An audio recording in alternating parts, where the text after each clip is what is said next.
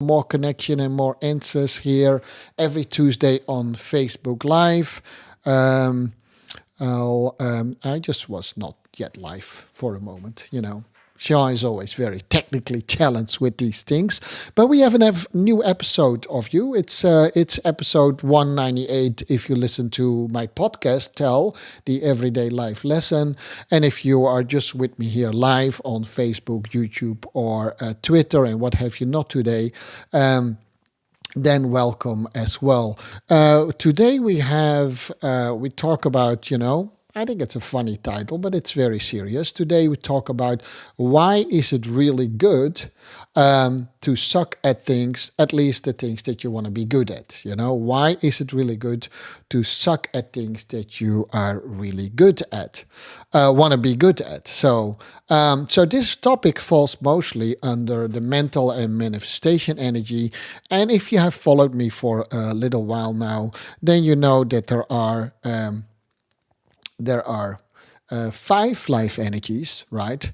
And one is the physical energy. The second one is mental energy. The third one is creative energy.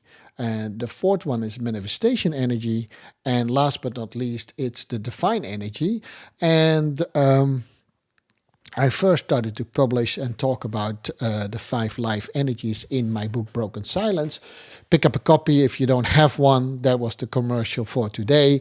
But today we talk about it really helps if we learn how to suck at what we do. Now, I actually messed up quite a bit today. It's just to show you how I apply my own lessons to the thing. So, seriously, I want to be a really good live streamer. But, there's a lot of technology that you need to learn, and there's a lot of other things that you need to do. It doesn't always go so easy. But I can wait till I master all these things and then become a really good YouTuber and a really good live streamer. But, there's always the one time that it's the first time that you have to do this, like what I do right now. And that doesn't go well. So if you want to follow me a little bit and hopefully getting better with the live stream, then this is a good moment to subscribe, on YouTube here, or, follow me on Facebook. So that's that. That's just a live demonstration how well it is to suck at things when you want to be good at things, right? Now, if you received an email from me, then I actually mentioned there's 2 things that basically stops us in our tracks to become really successful at things. Because in the end of the day, we all want to be good at something at least, right? But this is what I notice has come up a little bit more than I saw maybe 10, 15 years ago. And I tell you why that is before we go a little bit more into the deeper details why it's so good to suck at things, right? So first, we often expect results too quickly. And I'm not sure. I mean, maybe I'm getting too old that I think that the younger generation has that a little bit more than the older generation. So forgive me for that. But I do think that it is something that I see a little bit more. We don't give things much time. We want to have very quickly success. If we hire people, then they immediately want to have a promotion and more money and what have you not. And maybe those are all good things. Maybe I'm getting too old-fashioned, but that's what I noticed, at least, right? So we often expect results too quickly. Now, I also can relate this to, when you're an athlete. So I am a martial artist and I'm a ballroom dancer, and to reach that top level, that seems more easy than it actually is until you start doing it. Then you think, wow. And then we sometimes wonder why the success takes so much time. And unless you fall in love with the process, and we come back to that later, it's very unlikely actually that you get that success. If you're too much focused on the result, and this I've been saying for many times already, instead of being truly in love with the process, you might, maybe even you get results, but, you miss half of the fun at least, right? You fall in love with the process. That's what I say. Second thing is we are often ashamed to be seen as a beginner or, in other words, to suck at what we do. A lot of people have that. They come to, for instance, if we're an athlete, right? And then we come to a practice room or we come to a class, let's say a dance class, and, and I start with my cha-cha-cha, and we do some basics and stuff like that. And then the very beginners, they look left and right and say, wow, the other people are so much better than me. And it can get to you. It actually, you should be really okay with not being so good when you start off. And when it's your first lesson, you are probably okay with it. But when you develop just at a different pace or maybe just in a different order than anyone else, then maybe that feeling of not being so good as the peer next to you can stay with you for a long time and actually can become very demotivating.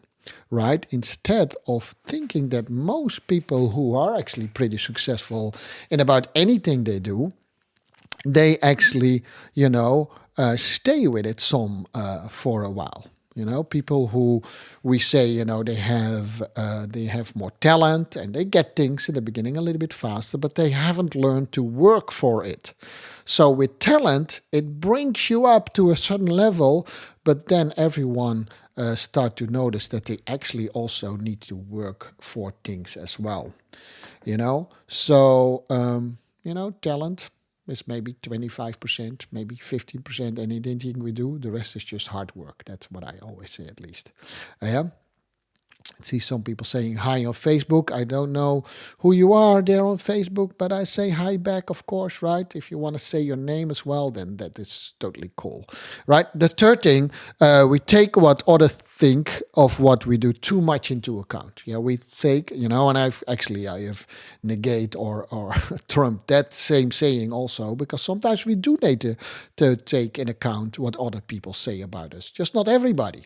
Just pick a few people that you think are important for you, for your development in anything you do. Take that into account in what they say to you, because they might give you critique, but they mean it in the best possible way to make you better. But a lot of people, if I, relate this back to a dance competition, and that's something that I just can relate to best because that's what I do, right? I'm a coach for dance couples. And then a lot of people, they just go there and then call this person Matthew, right? And they bring friends and family, and then you come off the floor, and it's just a fictive name, right? There's probably someone out there in the world that dances, and his name is Matthew, right?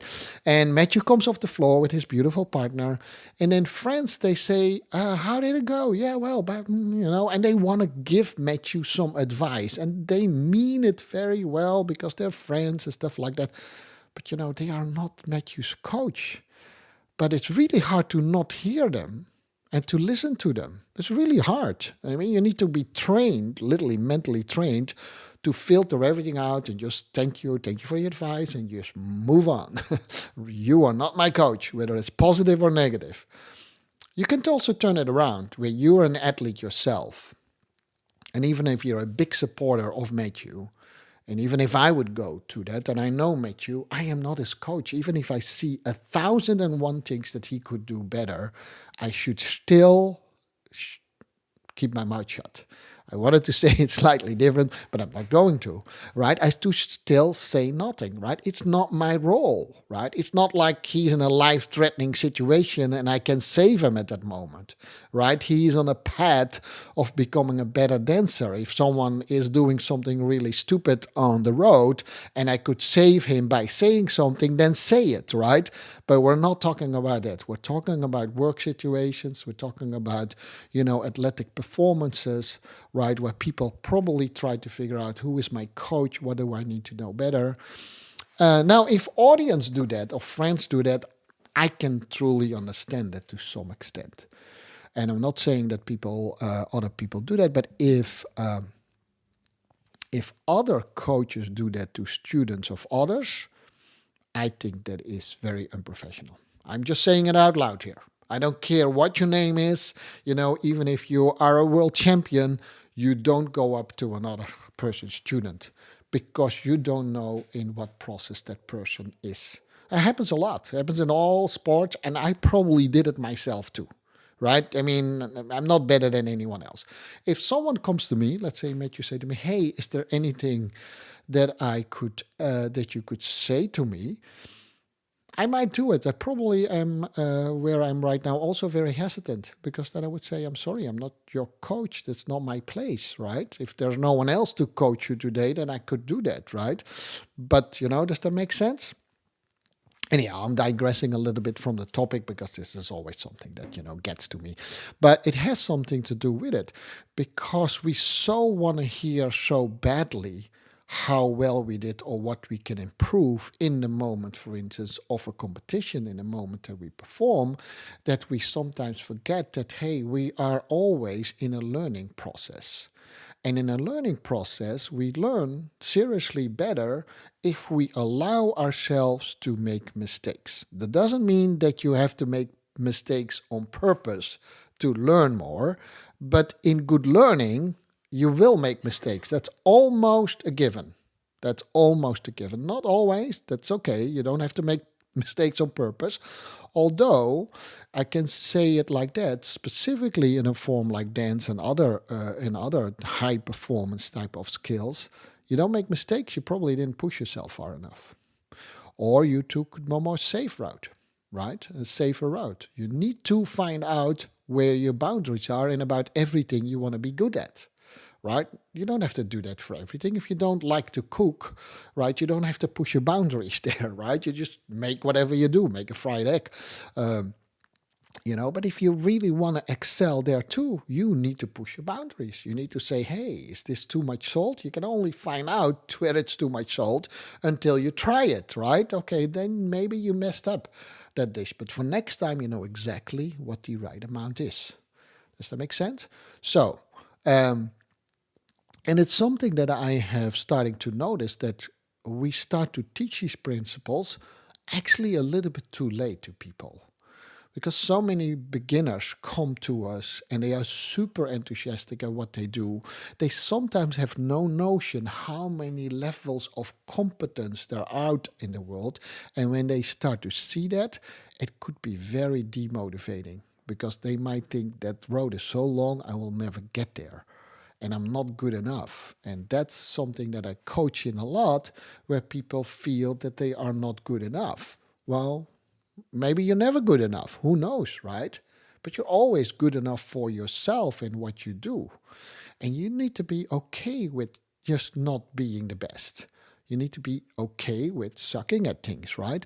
And strange as it is, and to be honest, I can say that from experience, because at least in some areas I reached the top, is at some point in time you find yourself at that top. You do. You do, but it comes with a lot of failures, and it comes with a lot of pain, and it needs to be trained in you to accept that as, as almost a thing that you have to go through. Now, why do I think that this, wanting to be good at some things immediately is a little bit more apparent right now than it was in the past? That's because we see more. We have more television, we have more media that we can look at, and we have all this social media, which I love. I'm doing social media right now too. And if you compare me with another YouTuber, or if you compare me with another live streamer, they might do much better than I do at the moment. They maybe look better because they have better lights, or they have a better microphone, whatever. They are more trained, they have a better story, whatever that is. But the point is, if I never go out there and I think, man, I don't have the 10, 50, 20,000 followers yet, I will never get them, right? If that's my goal. Who knows whether it's my goal? And maybe there's only one person that listens to me right now, and I get some feedback, and then one might be two next week. Who knows? But see, that's it. That's important. But I do think that social media, you know, causes a little bit that we immediately want to be good at things. First of all, we had this, it's a little bit over right now, I think, is we wanted to be, look really good all the time, right? Because we put our face on Facebook, hence the word Facebook. We want to be, we portray ourselves different than we are. Not everyone, but a lot of people do. right? So we only want to talk about the successes that we have, right? So I'm a business coach. Say that I'm a business coach. No one would come to me if I at least have nothing to show for that I did in business. That might not be true, but that's what a lot of people believe, right? So the things that I personally coach in has a lot to do with overcoming personal ordeals. Yeah, in this case, it was abuse, but it could be another ordeal in your life. It's pretty tough. And it's not something that you switch like that. You know, getting yourself out and coping with abuse comes with a lot of failures, if you want to say that. It's you go one step forward and two steps back sometimes. It's just what it is. But you won't give up, right? And sometimes you do want to give up. And that mentality is something that you can apply in many things. You know, it's not only, of course, if it comes to something as serious as overcoming abuse, then it's literally a survival to understand that. But people keep themselves a little bit short with not going through that. And it's maybe less hard than you think if you accept the fact that it doesn't go immediately well. It becomes really hard if you immediately want to do everything well. Then it's really hard. It becomes very frustrating. And some people say they are perfectionists and they have that a little bit in them. Well, there's a very small group of people, I think it's less than 10% I read somewhere, where they're truly perfectionists, right? All the other people who say it are typically a lot like that. But they might still have that notion that they immediately have to be perfect in what they do. And you have to ask yourself, why is that? Is that because I don't give myself time enough to do that? You know, you need to at least have 10,000 trainings hours to do something at anything, you know, at a reasonable level. 10,000 hours is a seriously true number. It's research. Just calculate it through. To do anything at a serious level, you need to have about 10,000 hours behind you to do that, right? I started when I was 6 with martial arts. I reached my peak probably in my 20s. When I calculate back how many hours I made, you know, when I saw that number, I can guarantee you that number is really close to that number that I just gave you. And if you check that with anyone who made it far in sports or business, it's probably that number.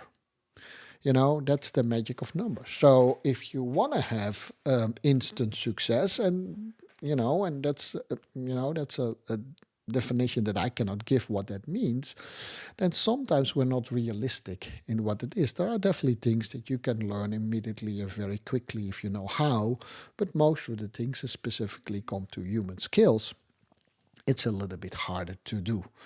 Does that make any sense? But now in with our social media, we want to show very quickly how much success we have and how good we are. Not always that smart, right? Then secondly is, it's really hard to admit that we're not so good at things. So that's what we talk about. And then the third point that I said is, if you put yourself out there on social media, you also get a lot of comment. And we want to have a lot of Facebook language. We want to have a lot of likes nowadays, right? Like I said, subscribe me on YouTube, like me on Facebook. We all want that, right? And so we are afraid if we are a little bit more honest in where we are that we don't get them. But here is a strange thing that we definitely see in modern coaching. The more authentic you are, you get not only quicker success, but the more joy you have in what you do. Does that make sense, right? Because you don't have to pretend that you are better or faster or more beautiful or whatever. Those are all very subjective things that we do. Now, behind me here, it's a group of dancers, a group of young dancers, and you can see from their faces that they have a lot of joy in what they do.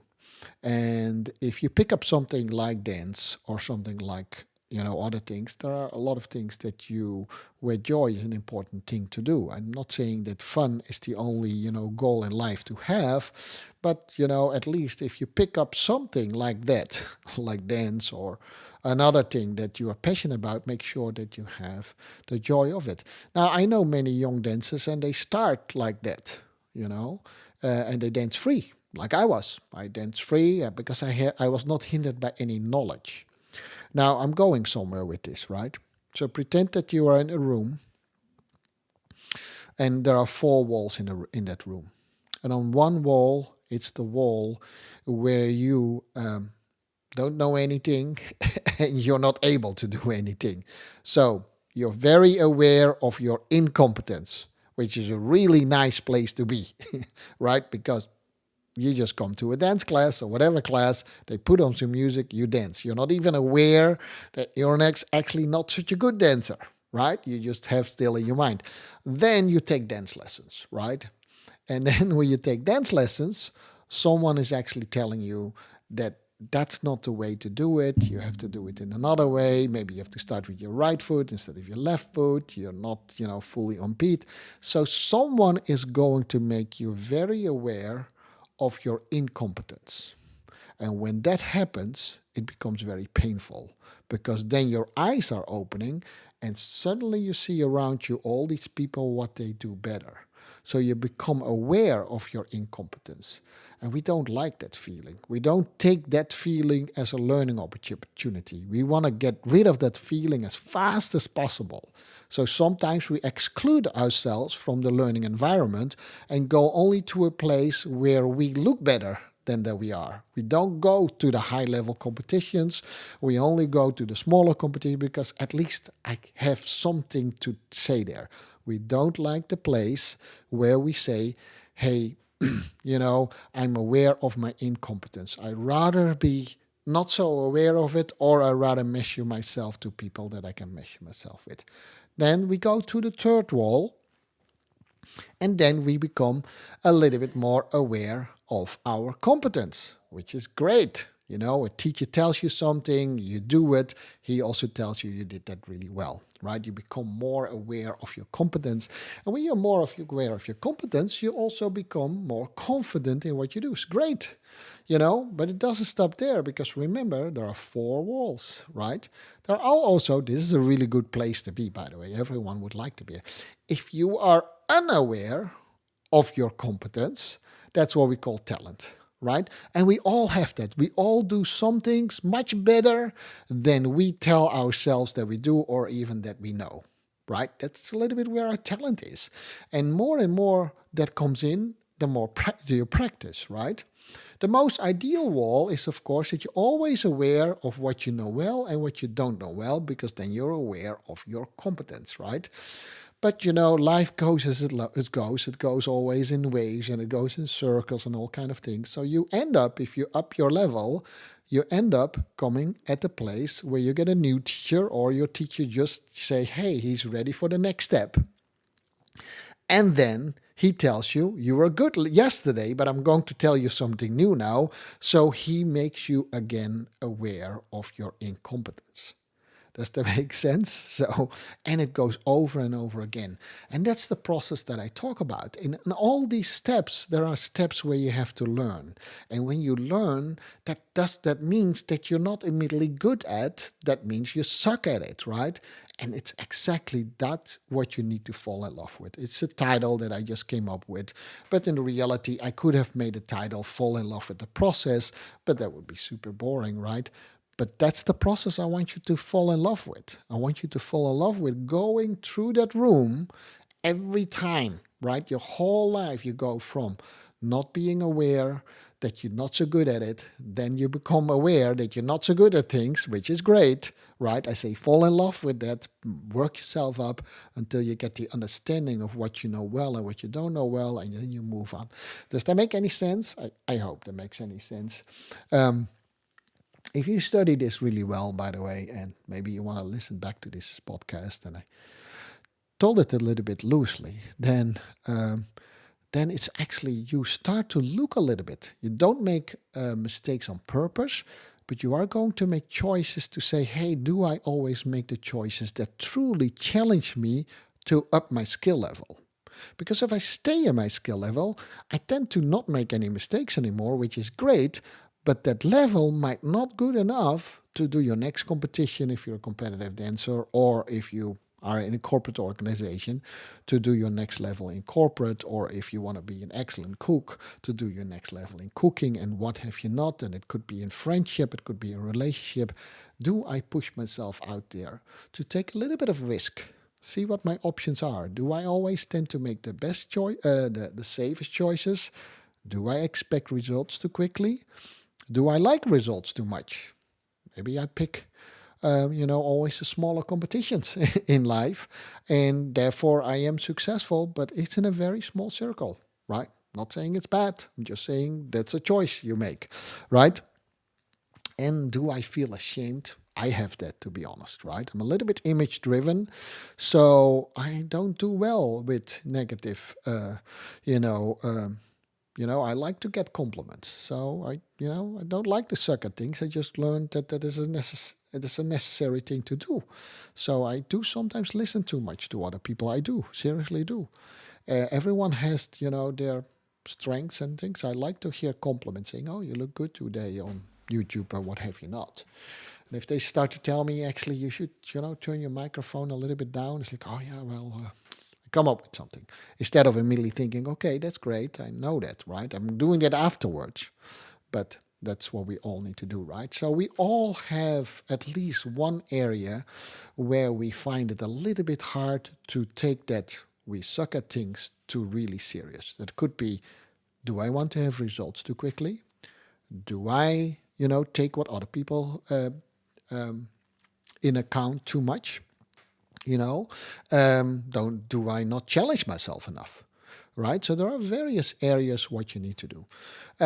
This one, I have a new couple, student couple, and they said to me, in a few months one of the bigger dance competitions is coming up, and it's open to the world. And they said, when are we ready to dance at competition? I said, never. You will never be ready. Oh, wow, you're a good mental coach, huh? No, you will never be ready until you go there for the first time. And I can tell you the first time, you probably suck at it completely. You might be one round and go home. But it either makes you or breaks you, right? Either you say, hey, I'm going to do it again and again and again, or you find out, hey, this is not something for me. I don't like that feeling. And it's great if it's something like dancing, then you can make that decision for yourself, right? I'm not saying that's what you have to do. Otherwise, it's already a super big, busy competition. Otherwise, everyone would be there. But my eyes were opened here, right? One day, I took a young American couple to that competition. They danced first with me in the Netherlands, and then I flew from the Netherlands. I flew to that competition in England. And I don't want to bore you if you're not a dancer too much with this dancing, but it's about the principle, right? I live in the US. I had this young student couple with me. We flew to the Netherlands, very close to UK, just in case you have your geometry, what is that? Your geography, completely crossed. So that's very close by, and they were dancing a couple of competitions in the Netherlands just, to warm up, to get practice. And then we flew just, 40 minutes? We flew from the Netherlands to the UK, took the train or whatever, a car to that place where the competition was. And then someone said to me, like, hey, someone said to me, like, hey, that young couple asked me, it's like, hey, why are all these good people not with us here in this competition? Why are they not here? Where are all these Dutch people? It's like only 40 minutes flight, and if you come from Dallas, everything is a long flight. Does that make sense? So the people, I'm generalizing hugely, but the people is, I see some people saying to me, it could be price, but strangely enough, if you calculate it through, it's actually not so expensive. It's way less expensive than most people think. Yeah. And the other thing is we are so used. I grew up in the Netherlands too, and I did my competitions there. I'm so used to just drive half an hour for a competition and do it there and do it there, instead of picking a few big ones. And until I start doing that, I start to really see what other people had to offer. So, not saying that all you Dutch dancers need to go suddenly now to these bigger competitions. I'm okay with whatever you do. I just want you to see that if you come with a different perspective, you come from Dallas and you can fly to a bigger competition in less than 40 minutes, then it's for a lot of people who come from here completely like, why are you not going to the biggest competition in the world? And seriously, so it's just a different perspective, and that's the only thing I ask from you today is, can you change your perspective to something that maybe helps you to go one step up? Yeah, go one step up.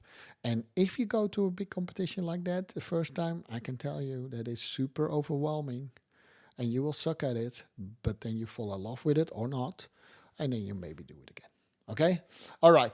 Maybe too much dance competition today, but I hope you got the message right. It is about changing perspective. It is about, falling in love with the process, and it's about learning. And learning cannot come without sucking and failing at things at all. So do that as well. It actually is proven, by the way, to have the best growth mindset is when you are willing to fail, right? Which is another word for sucking at it, right? So if you are willing to fail and see failing as your learning moment, then actually you never fail. Does that make sense? If failing is always learning, then you never fail. Does that make any sense? Yeah. Anyhow, this was Jean at the place. We'll see each other back hopefully next week. Same time, 12 o'clock here in Dallas at least, and 7 o'clock if you call from Europe. Well, most places in Europe it's 7 o'clock, but you can figure out what that is. If you haven't done so already, then do me a favor and follow me on YouTube or on Facebook, nowadays on Twitter as well. And if you have other remarks, whether you like the backgrounds, the sound, and so on, I'm in a learning curve too. Then I would like to hear that too, right? If not, then I'll see you next week. And if you want to be at the after party, send me a personal message. I think that's what it's called on Facebook Messenger or what have you not. And we are there right now. In a few seconds, I'm going to be on Zoom, and then we'll always talk with a few people, what we talked about just today. Yeah. If not, then I'll see you back next week. We're almost at episode 200, so that's going to be a special one. But next week we first have episode 199 of Tell the Everyday Life podcast. This was Shah, and I'm doing here some effects that I actually did not want to do, but it just happened. Yeah. Okay. Bye bye.